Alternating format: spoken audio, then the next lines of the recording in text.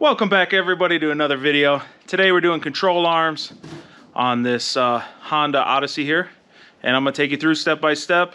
Hopefully you can do this yourself and stop paying people for nothing.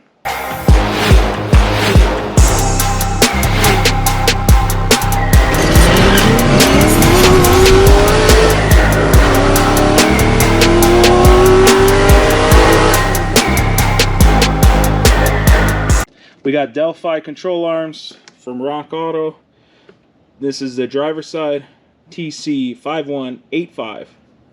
Here's the passenger side, lower control arm, TC5184. Step 1, take off the wheels, lift it up off the ground.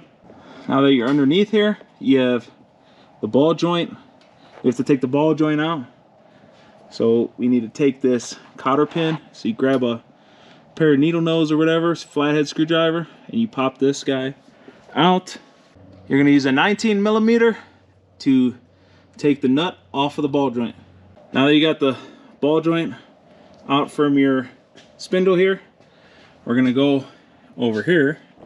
We're gonna remove this bolt and that bolt right there.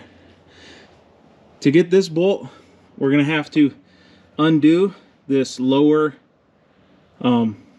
end link or the upper end link, doesn't really matter, so that we can, on both sides, then we can lift this all the way up and get free clearance to this bolt right here, because right now this goddamn bar is in the way. This bolt here and this bolt here are both 19mm. See all those cracks and rips? That's why we're replacing these, and the ball joints worn out like a high school cheerleader. So just make sure you have the right one. They should look the same.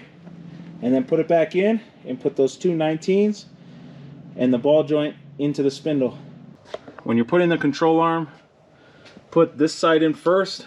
Put this in like 2 or 3 threads. And then we're gonna slide this over, because this thing's on an angle. So if you didn't put this in first, you would never get this to line up with the hole to get this bolt in the first place. So now we're gonna jack this up, get this in, put the bolt through, and while we're doing this all at the same time, we're going to want to put this guy in and start the nut about 2 or 3 threads. When you're putting this castle nut on, make sure it's tight, and then you're gonna keep tightening it until you line up this hole with one of the castle parts so you can put that cotter pin back through the hole.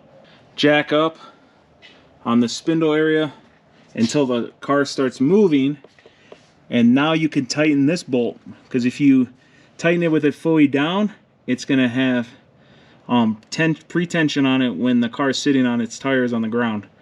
So that's jacked up. Tighten this down, and you can also tighten this one down. Hopefully this video helped you out. If you liked the video, hit like, share, subscribe, all that other stuff. Till next time, wrench on.